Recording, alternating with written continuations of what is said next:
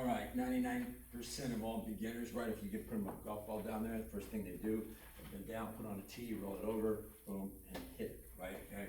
So they're not used to taking and working in the proper order, and we want to start teaching the proper order. So the proper order is where? It's from the outside, back to the top, down to the bottom, up to the ground. Wow, okay, from the outside, back to the top, to the bottom, to the ground.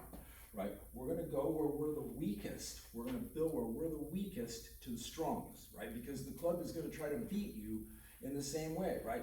It's gonna first try to beat you in your wrist, then it'll try to beat you in your elbows, then it'll try to beat you in your arms, then it'll try to beat you with your rib cage, your hips, your pelvis, or your feet, right? When that weight starts moving around and you can't control it, it's gonna get one of those things out of position, and that's what we want to avoid. Okay, so it's pretty simple, right? When you come in there, right, gonna establish that control. We've already worked on that, and get the control of the club out in front, right? So there's connection number one. My hands are connected to the club, and I have the proper amount of grip pressure to control the weight. Number two, my arms are connected up against my body, right? You see them up against my body there. But why? Because that's a strength position, having my arms, you know, if I put the ball down there and just reach out with my arms out here, that is not a strength position, right? It's going to be impossible for me to stay in a position. So we're going to build from the hands, okay? Arms are connected, okay? And then now we got to start getting these angles down, right? So you got the top of spine, bottom of spine, upper rib cage, you know, which is really your swing center. And you got your lower, which is your hips and your pelvis area.